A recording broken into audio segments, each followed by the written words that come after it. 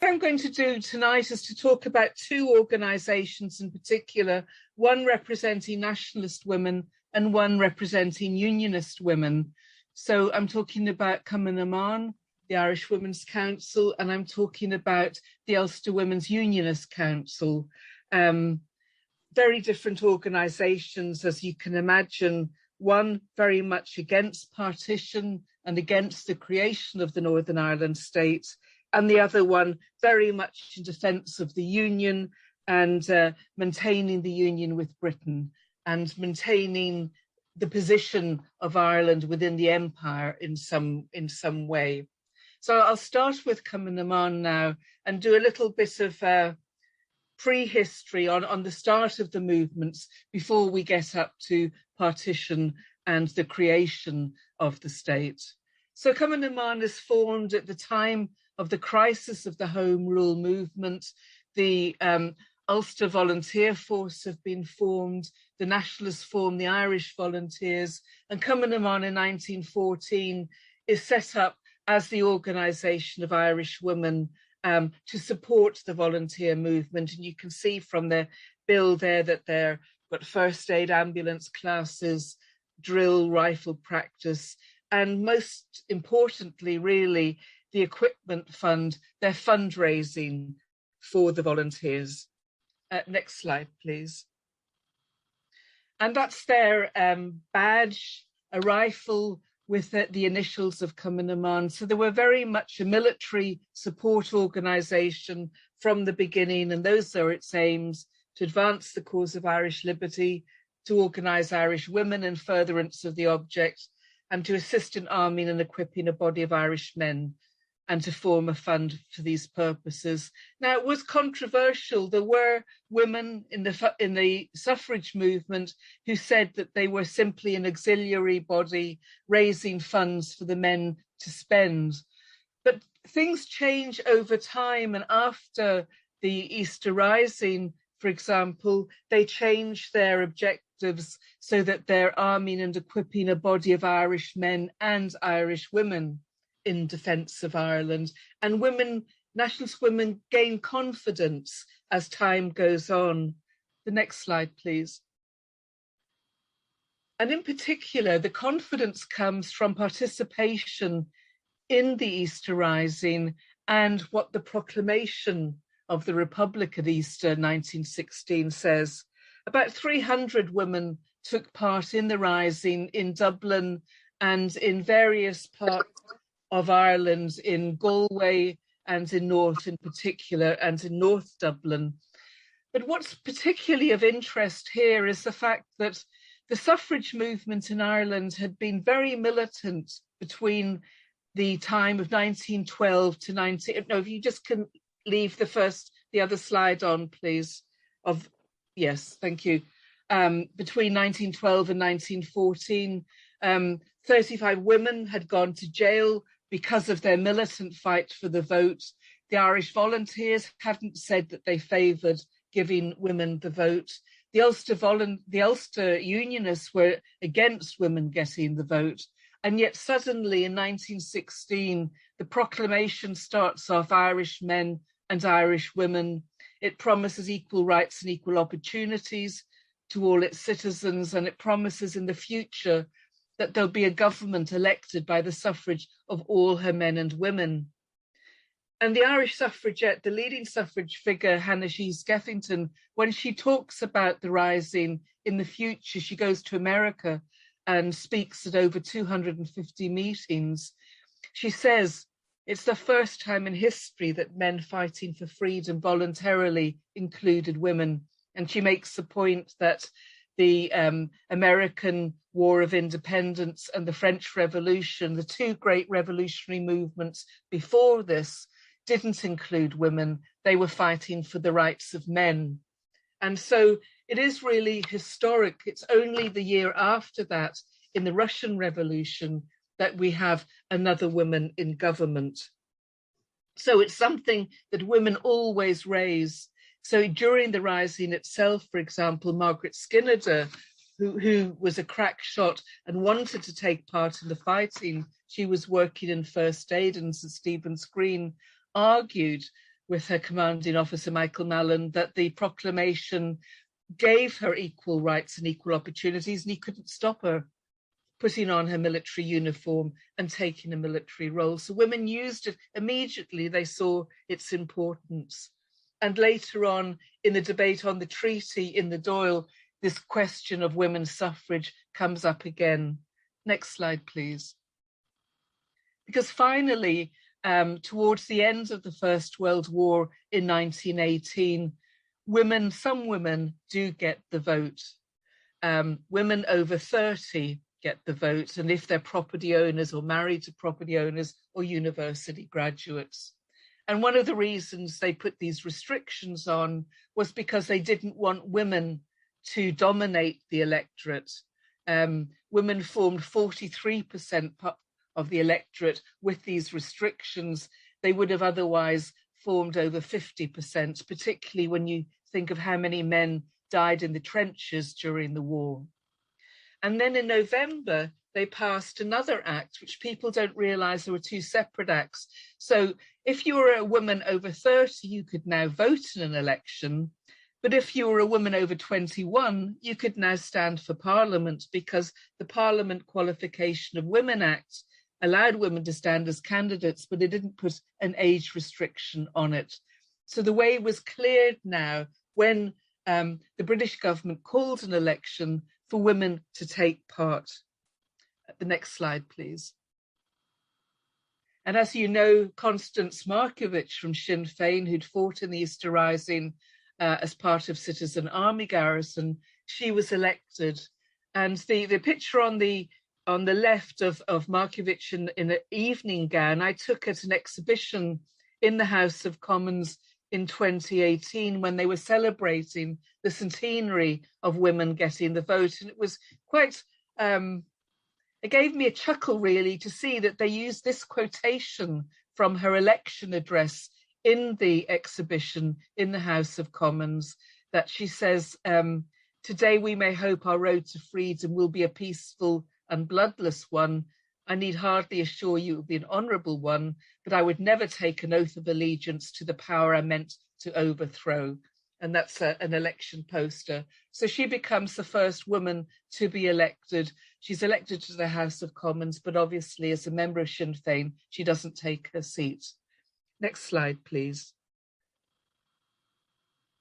And in Belfast, there's another woman who is also put up for election by Sinn Féin, Winifred Carney, who had worked with James Connolly in Belfast for the Irish Women Workers' Union. She was the first woman to go to the GPO during the Rising. She was there till the very end. She had her, as you can see in this poster, her typewriter and her Webley gun. So she was the other one. Sinn Féin really only put up women who had been out in the Rising, who had been active, who had kind of proven their credentials to the Republic. And her election manifesto is very different. It's very much a socialist one. I stand for the People's Republic, the Workers' Republic of the whole Irish people, in which all men and women shall work and no idle rich class shall exploit them.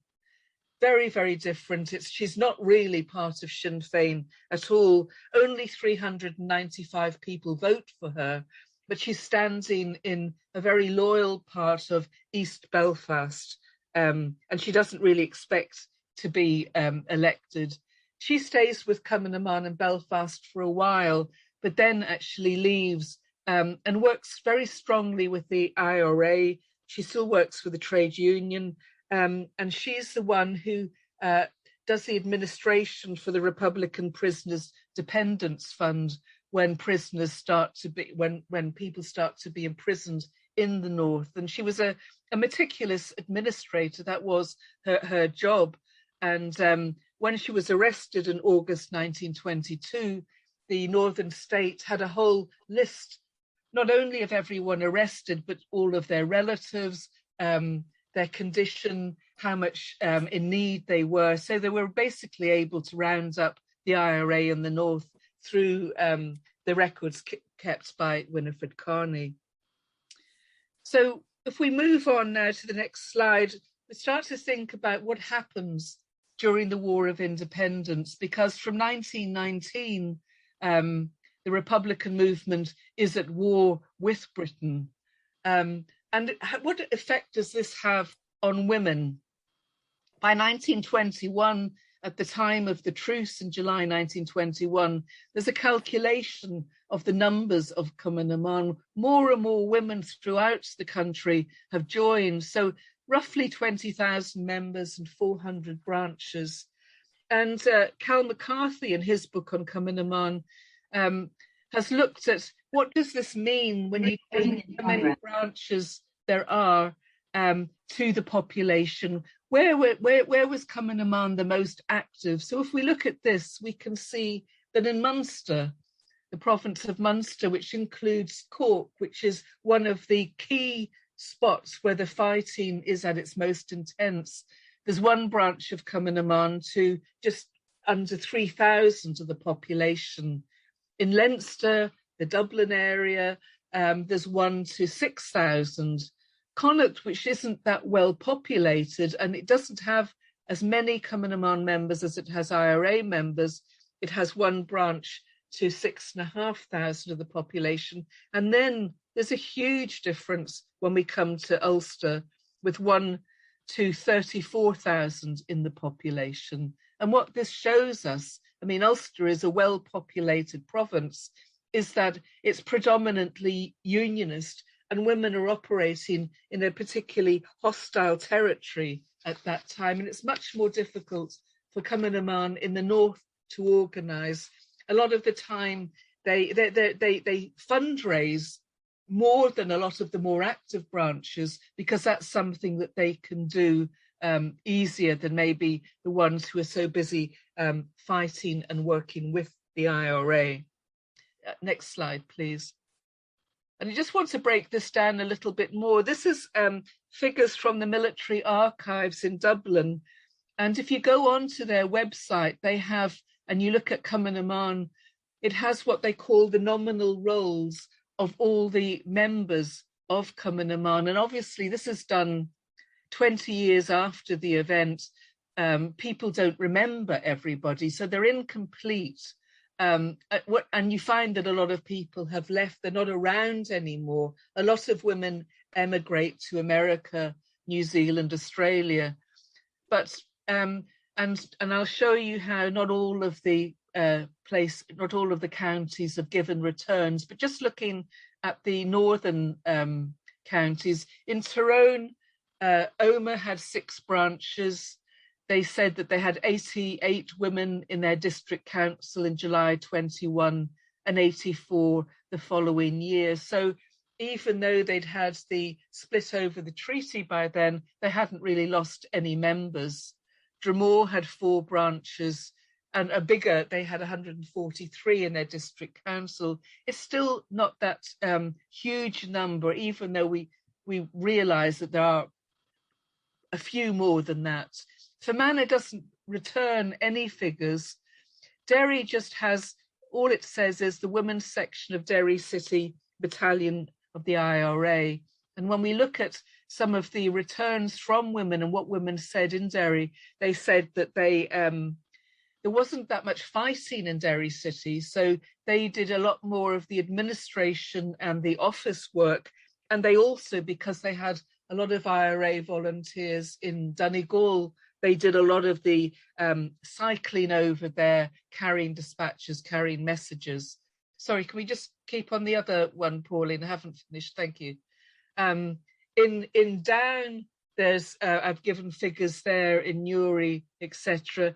Armagh is the, these seem to be jumping around. Armagh is the biggest one, and South Armagh, you can see 145. If you go to the bottom on their district council in July 21, that actually increases to 162 after the treaty. So you can see that in South Armagh, there's a great determination by Republicans to fight against partition, and more women join, even though it's extremely dangerous. Antrim County, as they put it, has 3 branches, Clough-Mills, Dunloyne, Lochgill, and there is no return from Belfast.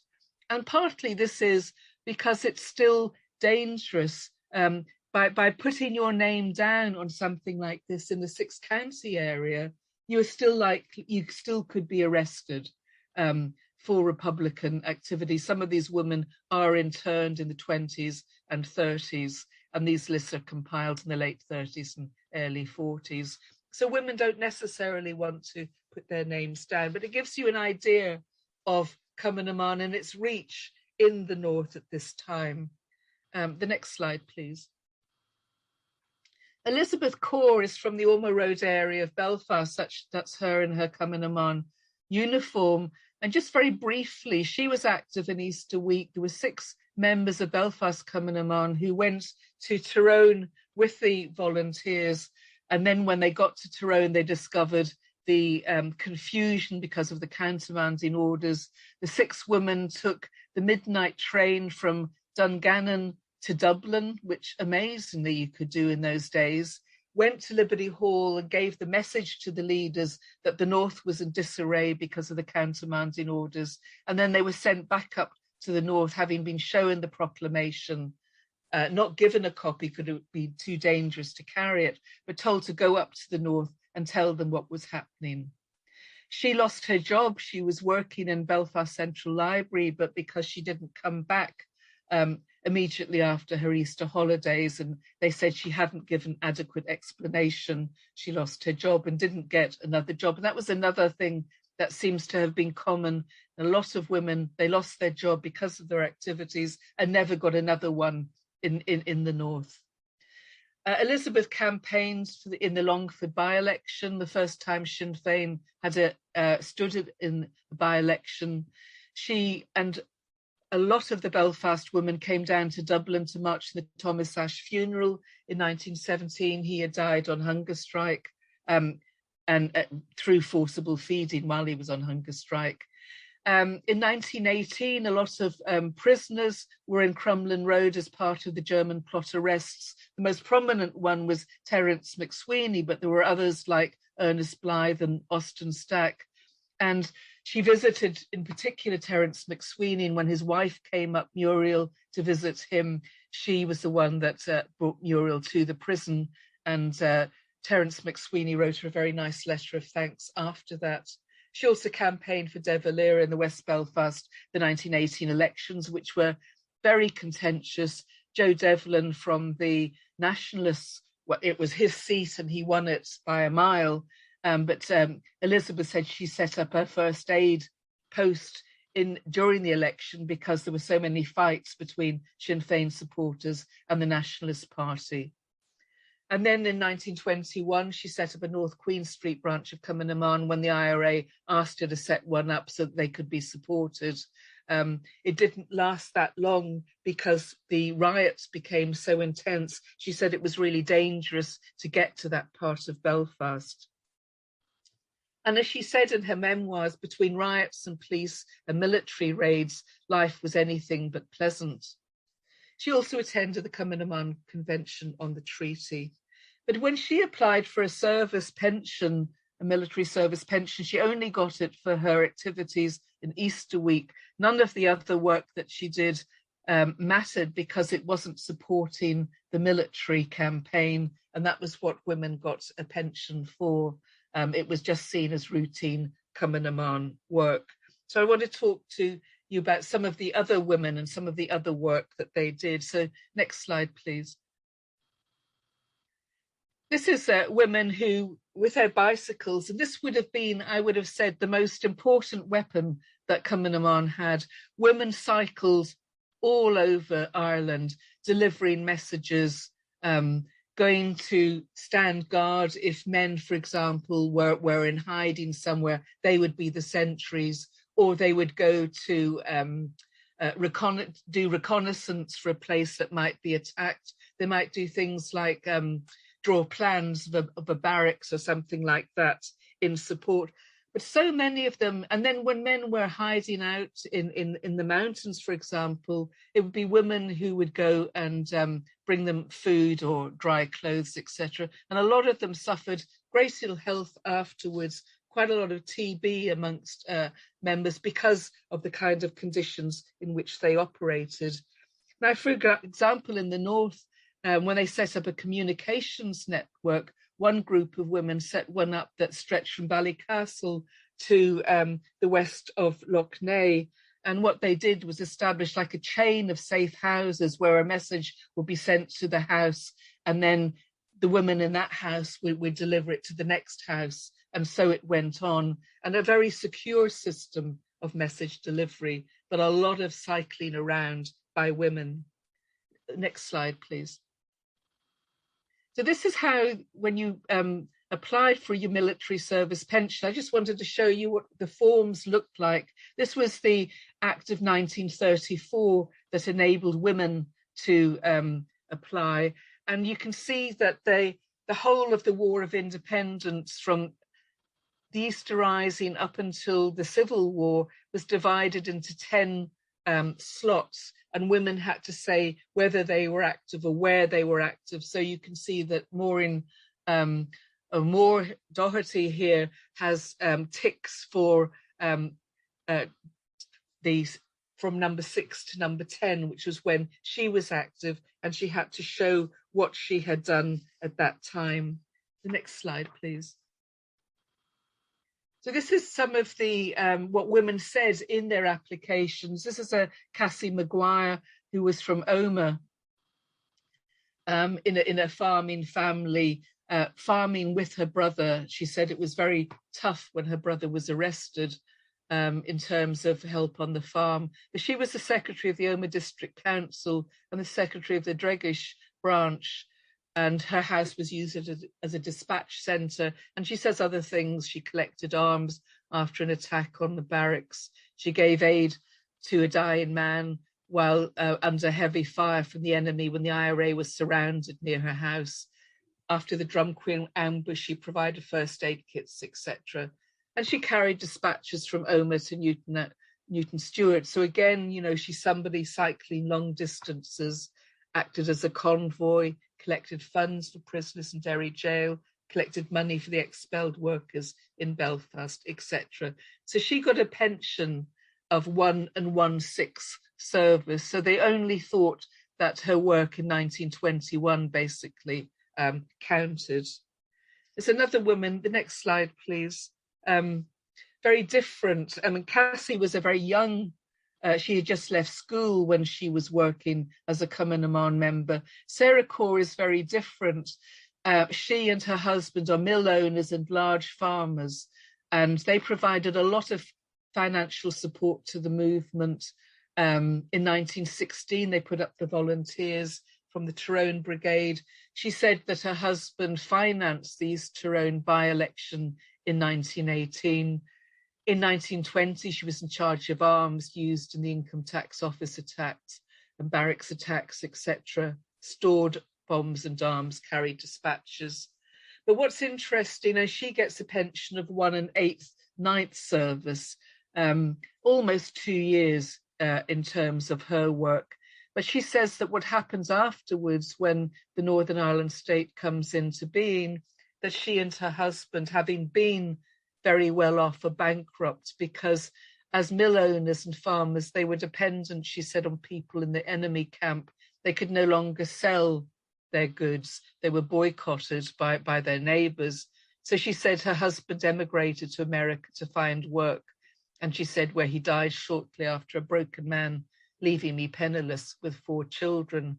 And her pension application is made from Dublin. She leaves the north. And that is quite a common life experience of those who had been active in the north. Next slide, please. And the last one I'll give for Cumann is a Belfast woman, Rose Black, who joins Cumann in 1919. And then under Michael Collins' orders, I mean, her potential is spotted. She's told not to be near Cumann. And this was quite a few women had this experience. They were seen as being more effective if the authorities didn't know that they were active. And if they were active in Cumann drilling or whatever, they were more likely to be spotted. So she, in a sense, goes undercover and works with the IRA. And she looks after the brigade finances in the north. She's the courier from Belfast to Dublin. She brings gold and explosives. And when IRA officers come up north and they don't know the Northern Territory, she's the one who guides them. And one example she gives is when the Cork officers came up to murder Detective Inspector Oswald Swansea in Lisburn as a retaliation for his murder of the Lord Mayor of Cork, Thomas Mccracken. She's the one who acted as their scout and their guide. She gets sentenced to 5 years imprisonment, is released during the truce, but then during the Civil War is rearrested. And why I've included her is it's interesting. Quite a lot of the women found it difficult to get IRA officers to verify their statements, and they weren't accepted by the pension assessors if they didn't have men verifying them. For this one, you can see how many have verified Rose Black's pension application, and they say her health is permanently undermined, her eyesight practically gone, and apart from sacrificing her home livelihood, health and sight, were anxious that her work should be truly appreciated. She was an outstanding character in the physical force movement, and so they come together to make sure she's supported. And actually, it takes so long, it takes years. I mean, 3 years is short time between your application and your actual getting your pension. And in the time that Rose was waiting, she actually went blind completely and was looked after by her sister. So now we turn in the next slide to the Ulster Women's Unionist Council. And this was the biggest organisation in Ireland. It's far greater at its outset than Nationalist Women. It reckoned it had 200,000 members. And this is its inaugural meeting in 1911 at the Ulster Hall in Belfast. And you can see what Unionist women's chief concern was at this time of the Home Rule crisis, when it looked like a Home Rule bill was going through Parliament and all of Ireland would be given limited self-government, not really much more than local government powers, but under an independent Home Rule Ireland. And the Lurgan Women's Unionist Association, if our homes are not sacred from the priest, what can we expect from a priest-governed Ireland? And so if we had Home Rule, the sanctity and happiness of home life in Ulster would be permanently destroyed. And that is very much their preoccupation. It is to make sure that Home Rule doesn't come about, that the union with Britain stays, and any other question whether women should have the vote or not is not considered as part of the business of the Ulster Women's Unionist Council. The women who headed up are very much the elite of society, titled women like Teresa, Lady Londonderry, and the Duchess of Abercorn. They're very good friends of Sir Edward Carson. Carson is very anti-suffrage, and so is Teresa, Lady Londonderry. So what they want women to concentrate on is supporting the Ulster Unionist men. Next slide, please. And so you can see when the men have signed the Solemn League and Covenant at the City Hall, some of them in their blood, to fight against Home Rule, that women sign a declaration against Home Rule as well. And you can see the numbers here outside City Hall. And in fact, there are more women sign the declaration than men sign the covenant. And they can't sign the covenant because they're not in the possession of the vote. They're kind of a lesser being. So women have to have a declaration, and that brings them into conflict with the suffragists as well, who've already who later argue with Cumann na mBan, but at this time they're arguing with the Ulster Women's Unionist Council, saying, why couldn't you sign the covenant as well? You should be equal to the men. You shouldn't have to sign something that's separate from that. Next slide, please. But they go around the countryside and get signatures from all over the place. It's an extremely well organised activity, and there are a lot of middle-class women who've got the time to go around and to do that work. Next slide. And somebody else very important in the Ulster Women's Unionist Council is the daughter-in-law of Teresa, Lady Londonderry, and this is Edith. She's English-born. Her father, Sir Harry Chaplin, is a Tory MP, and her mother is the daughter of the Duke of Sutherland, who's one of the richest men in England. So she comes from an extremely wealthy background, and then she marries Charlie, Lord Londonderry. During the First World War, she sets up the Women's Legion, as she says, so women could do their duties. The women who wanted to come and support the army in the war, they could do it as women and not as substitute men. She didn't want women to be Amazons. She was always extremely feminine, as you can see, a very beautiful woman. She also set up a political salon.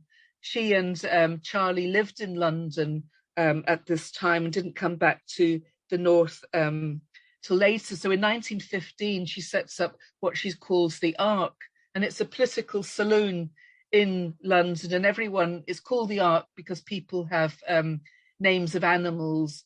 I think Carson's the eagle, Charlie, her husband, is a cheetah, somebody else is a lion, or I think her mother-in-law is a lioness.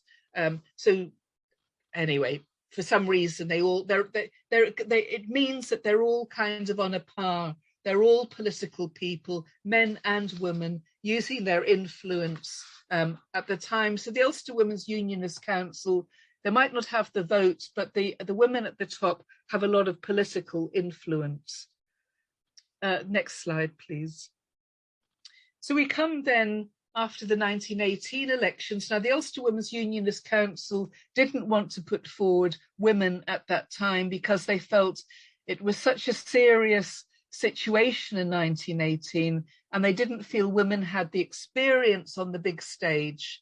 The Ulster Women's Unionist Council role was to support the male candidates in 1918, but they did accept that women could be effective in local government because local government had welfare and health and those kinds of considerations. So some women did stand in the 1920 local government elections. So in Belfast, we have Julia Mcmordy for the Pottinger ward and Florence Clark in the Shankill, both Ulster Unionists. In Coleraine, there's an Ulster Unionist as well elected, and in Derry, 2 women as Nationalists. So that's all in the north that are elected. Now, there aren't that many. There are 42 women elected in local government throughout Ireland.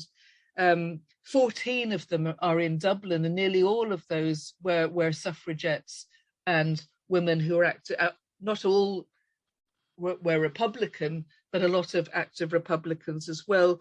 But when you consider there were actually 1,500 seats available, 42 women is not the big breakthrough, I think, that people had hoped for. So then in 1921, I'm going to do a look at this in greater detail.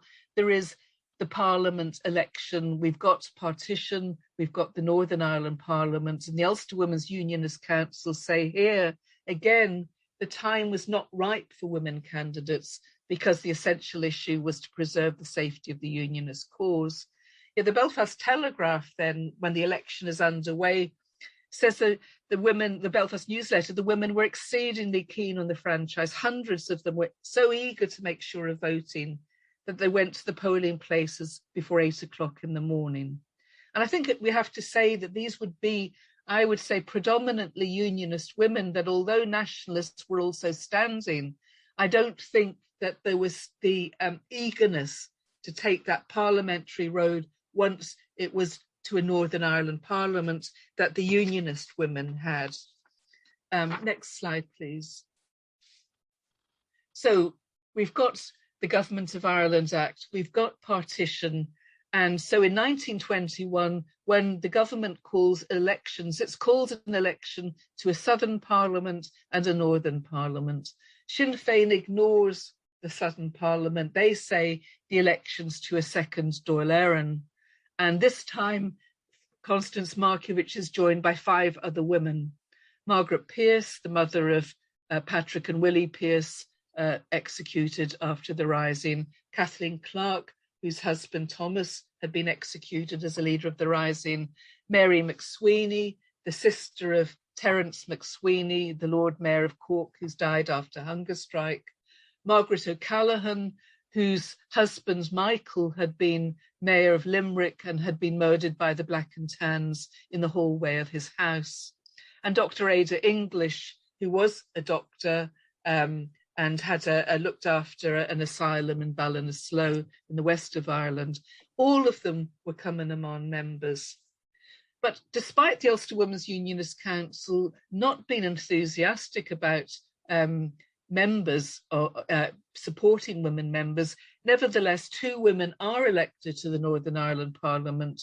We've got Deirdre Chichester in Londonderry as an Ulster Unionist, and Julia Mcmordy in South Belfast, also an Ulster Unionist.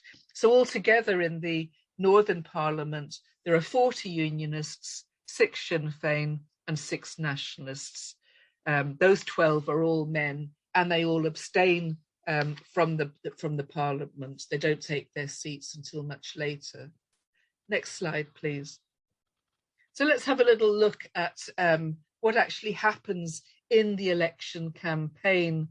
And I think you can see I've trawled through a lot of newspapers trying to see whether or not there was any kind of particular focus given to the Ulster women candidates.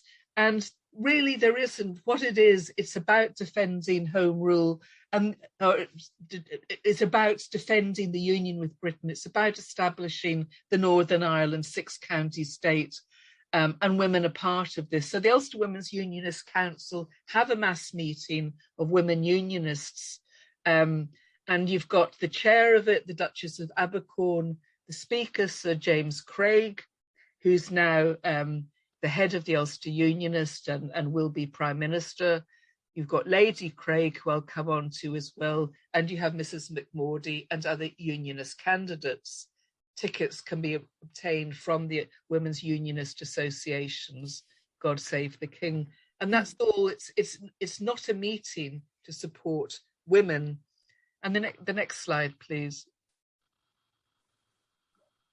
So here on the left, South Belfast has a monster rally and demonstration, and what we see is that the name of Mcmordy is part of the candidates. All loyal ex-service men and unionist voters are invited to attend, and then we specially invite loyal women to help us be there in their thousands in order to give the candidates a rousing reception. And then it gives the route throughout South Belfast to make sure that everybody knows who the candidates will be. And then you can see there on the right the election result that Mrs. Mcmordy is elected on the 3rd count. She's not elected automatically, but she's elected after transfers because it's a PR election. Next slide, please. So who is Julia Mcmordy? She was also born in England. She married her husband, who was a barrister. He was an MP for East Belfast. He was also Lord Mayor of Belfast. So she'd had a spell as Lady Mayoress. And he died in 1914, just before the start of the First World War. And despite her grief, she throws herself into war work. She's president of the St. John Voluntary Aid Detachments. She's also, of course, very involved in the Ulster Women's Unionist Council. And she also has served her time in local government. She was member of the Belfast City Council. She's an alderman. She becomes the first woman High Sheriff in 1928. And when she's in the Northern Parliament, she takes quite a while before she makes her maiden speech, and then she argues for more women in the police force. At this stage, there are only 2 women in 2 police women altogether. She says, you know, we need many more women, and although she's not an advocate for equal pay as such, she says that with them working in the same work as their male colleagues, that they should be entitled to the same pay and benefits. But she doesn't really speak that much, and I think I feel it's not a very welcoming environment for her. and she doesn't contest her seat in 1925, but she stays active in local government. And that's an unusual thing. People normally lose their seats. She would have kept her seat if she had stood. She obviously decided it wasn't the venue that she felt that she could do the most good. And she was very active in local government, particularly with children, with welfare, with public health, with fighting against scourges like TB, etc. She finally returns to England to live with her children in her older age. Next slide, please. And this is an interesting, I want to explain these two. First of all, on the right, this quotation from Elizabeth Priestley Mccracken. She writes as L.A.M. Mccracken. When you get back, she was a suffragette. She wrote a book on the feminine in fiction, which was a very well-regarded book on women and strong characters of women in fiction. Her husband, George Mccracken, was a barrister, and he supported in court the suffragettes in the north who ended up in Crumlin Road jail. So she had been close to the Ulster Unionists until they turned against suffrage. And so she was quite an independent figure, friendly with all different suffrage groups, north and south. And so in 1918, in the Irish Citizen, the paper of the suffrage movement, she talks about when people were talking about who was going to be standing for election, she's very clear we need an independent female candidate. She says, unless we want the Lady Londonderrys and the Sir Edward Carsons and the Mr. Dillons, Dillon is the head of the Irish Nationalist Party, to carry them off as pussycats to purr in contented acquiescence to male guidance.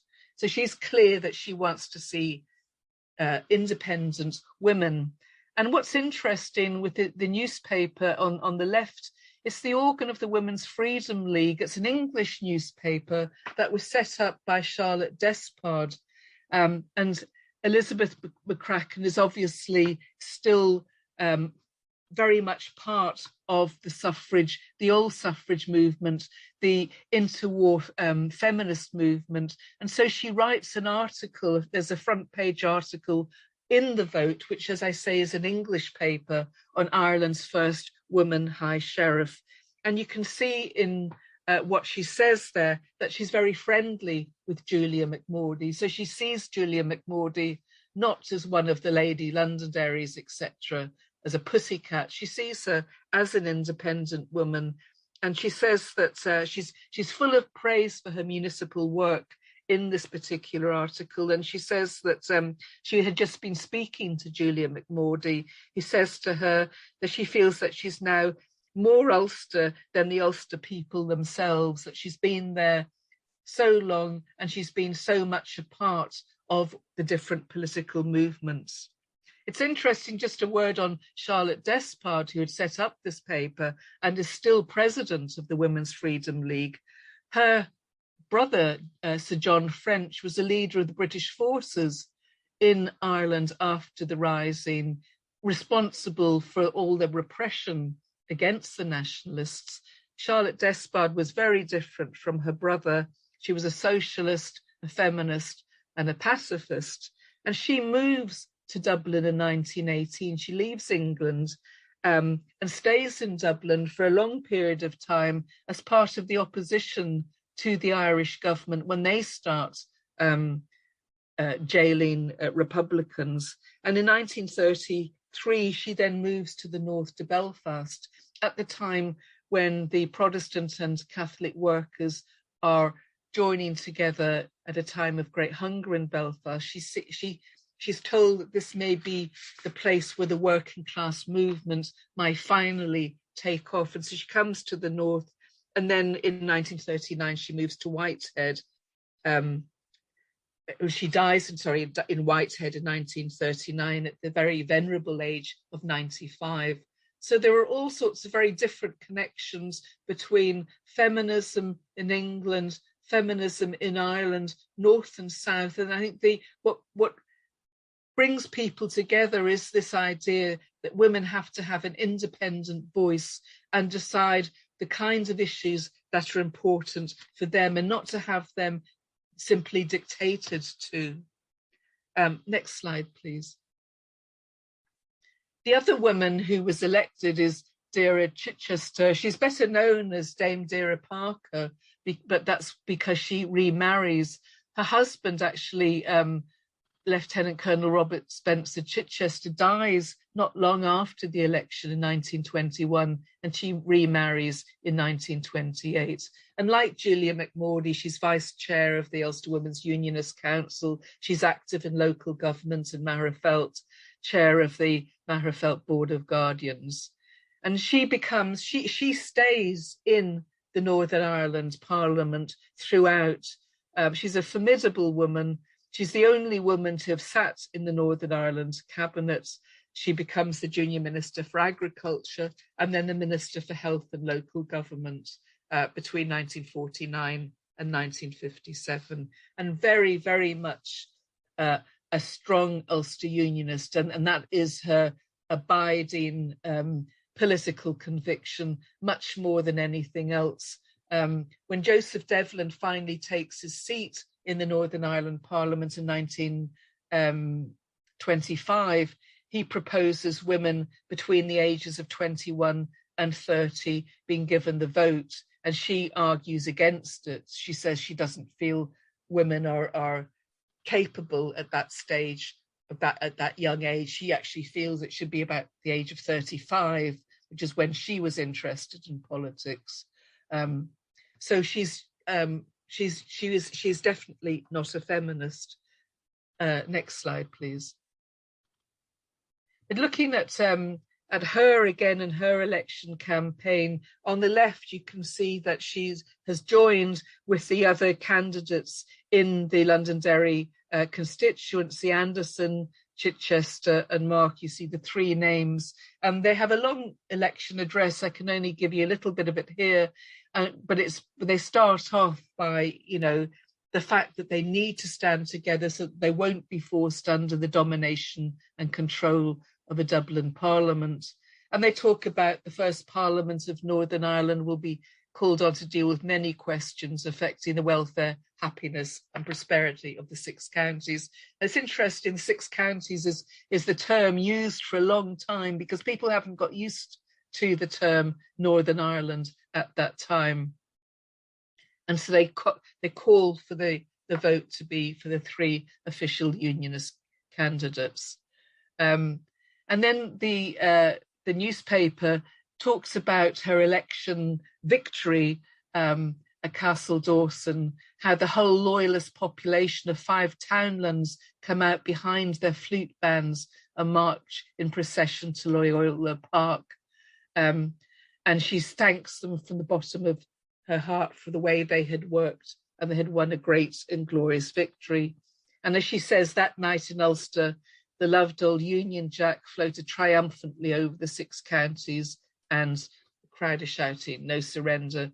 They had saved the maiden city, cheers, and please God, the Union flag would never be pulled down again. So, that's her strong message.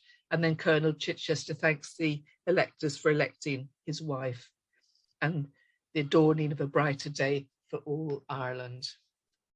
Next slide, please. And the other woman who really can't be forgotten in terms of Ulster Unionism is Cecil Craig, who becomes Viscountess Craig, the wife of Sir James Craig, another English woman. And her father was Sir Daniel Tupper, and he was part of the Lord Chamberlain's King's household. So she comes from a really well-connected background. So she knows exactly what the upper classes and the political classes are thinking about Ireland. She only has to speak to her own family, really, to find out. And she is a formidable woman. I'm surprised, really, she never stood for election, because people say she was a much better speaker than her husband, who was a poor speaker.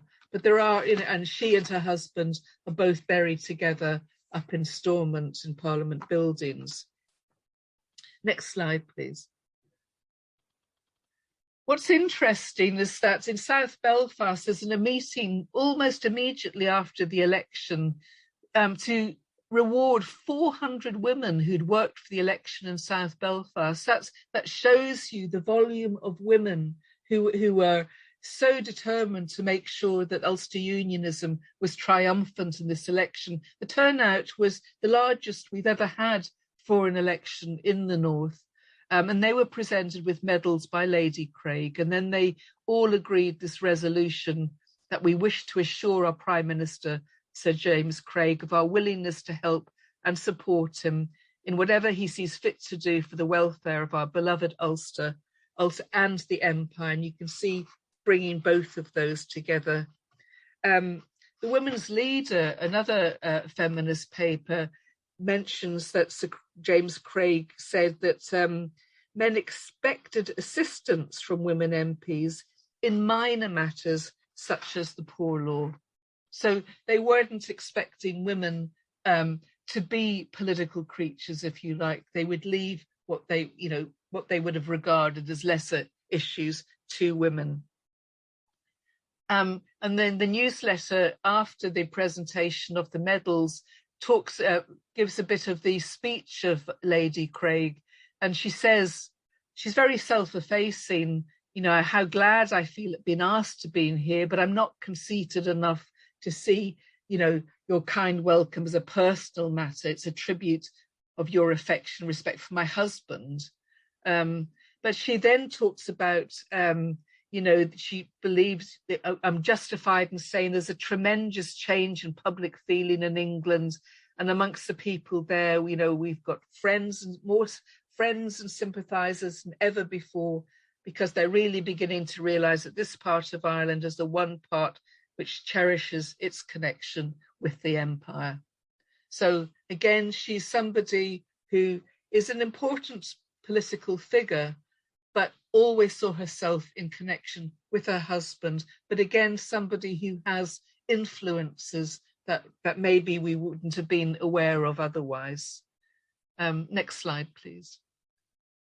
Then the Northern Ireland Parliament. I just smile when I see this picture. So we have at the very far left, Julia Mcmordy, and on the very far right, Deirdre Chichester. And I sort of feel that the juxtaposition of the women on the margins of the photos tell us something about how they're regarded, because having just two women, you would have thought that they would have been put into the middle of the photo, taken into the Ulster Unionist Party rather than marginalised by it. So I do think that that's significant and symbolic.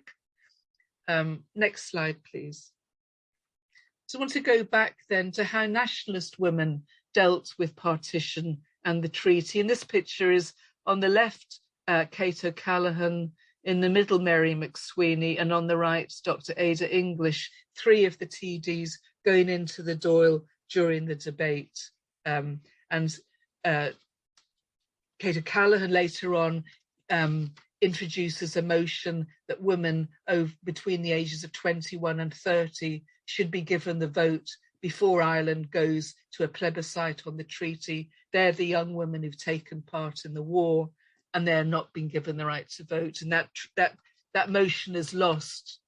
But the Free State, it's the Free State Constitution of 1922, does give women over 21 the vote. So it's the first, it's before Northern Ireland, it's before Britain, women get the vote. Next slide, please.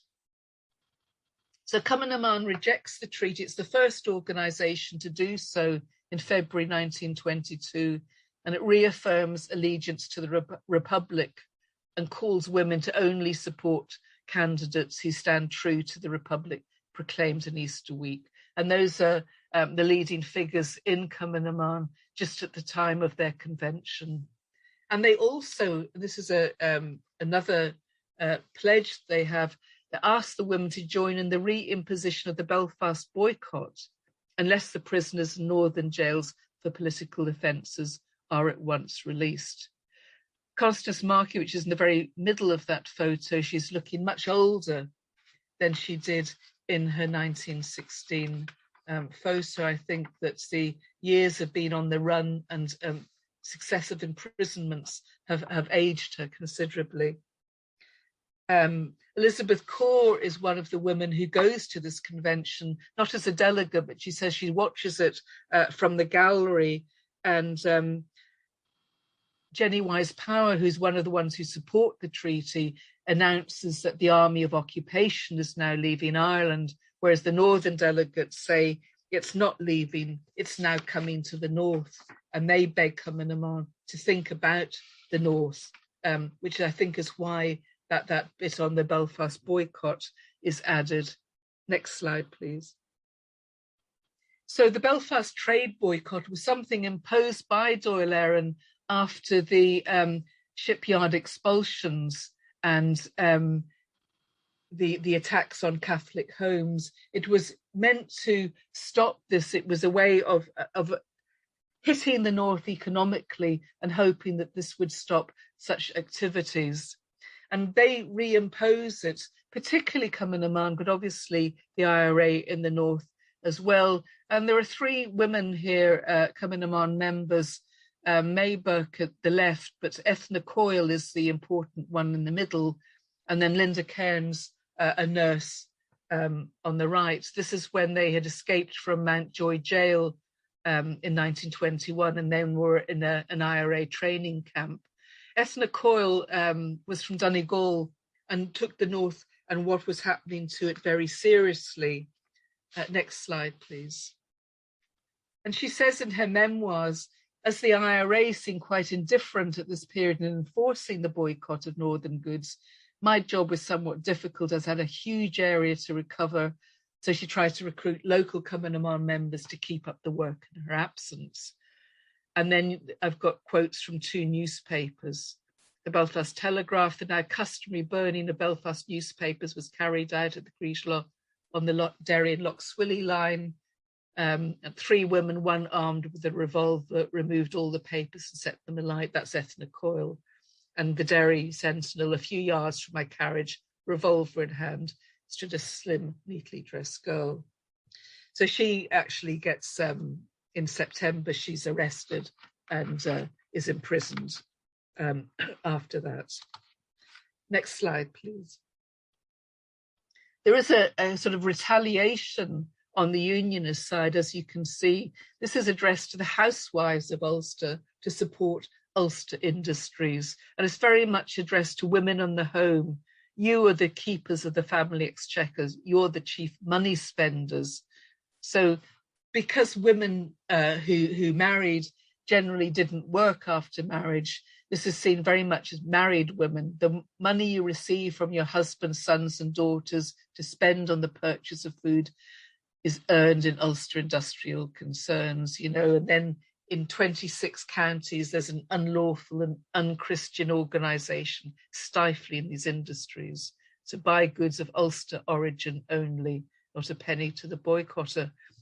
And you can see, you know, the divisions, North and South, are really beginning to emerge very strongly. And when the boycott is first discussed in the Dáil, in fact, in the cabinet, Constance Markievicz and Ernest Blythe is a northerner, but Constance Markievicz as well, they both didn't support it because they felt it was going to increase divisions between the North and South. And it seems very much that although the intention was different, it was supposed to be supporting Catholics against losing their jobs and losing their homes. What it did was antagonize Ulster Unionists and create more division. Next slide, please. So I'm just coming to an end now. I mean, what you have is the creation of the Northern Ireland state.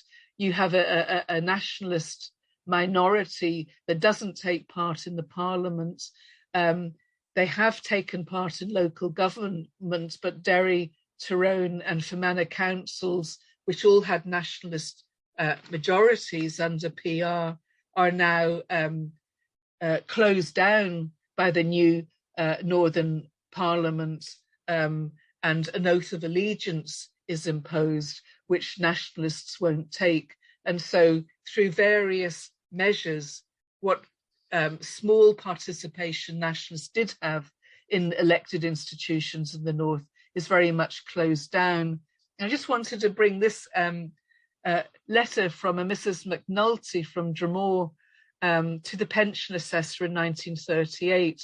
She starts off in the letter, "My desire to catch the train for the grand old North," which she says rather sarcastically. "I didn't thank you for your kindness, etc. But I'm thinking of your advice about having a central council composed of representatives," which she doesn't ever is able to do, because what her letter then goes on to say, and this is the bit that I've typed up, "I think the people of the Free State and those in Dublin forget that we've not gained our freedom yet, we're still suspects.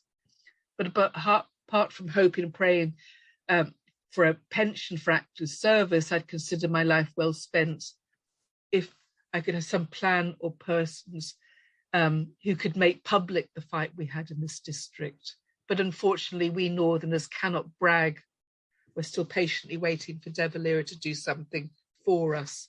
And it shows you the difficulty that they had. People still kept their heads down, unreconciled to the state. And the last slide, please. I just tried to think of some women from different walks of life who left the North. And so from the left, Roisin Walsh, who was from Cumann, she was a Tyrone woman, had a very glittering academic career. Before the First World War, was teaching in Germany. Then when war broke out, came back to Belfast and was teaching St. Mary's College and joined Belfast Cumann. She had to leave Belfast then in 1919. Life became too difficult. I think teachers were particularly easily identified for their political views. So she went home to Tyrone, and she became the first female rates collector when Tyrone Council was set up.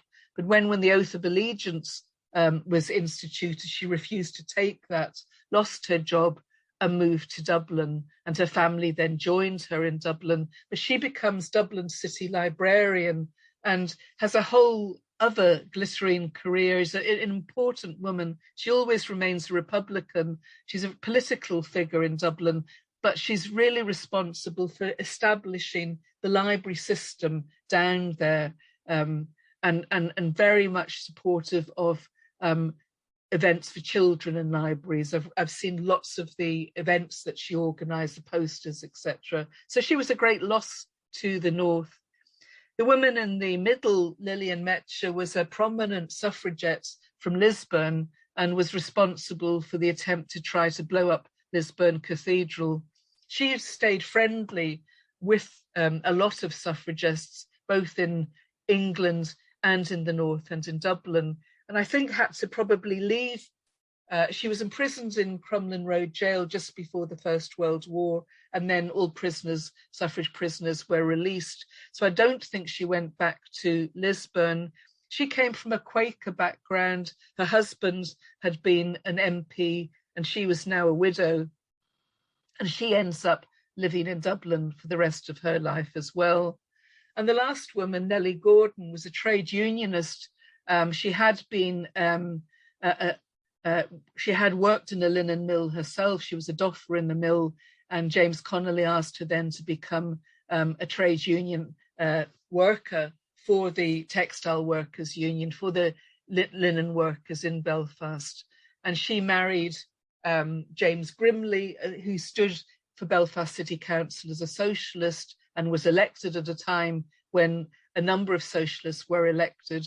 But they lived in East Belfast and finally decided, when different riots broke out, life was too difficult for them, and they also moved to the north. And the late Maurice Hayes, I went to a book launch once, and he was launching it, and he talked about this period, as he called it, the second flight of the Earls, as people move south. And what he said in particular were people who had could give great leadership to the north. They were the ones who left. and people really missed that generation of the North. That progressive things just didn't happen for the next couple of decades. So I think that although we can see that women from very different political points of view have been active in the North, it's not really until the 1960s that we can see women re-emerge as significant political figures.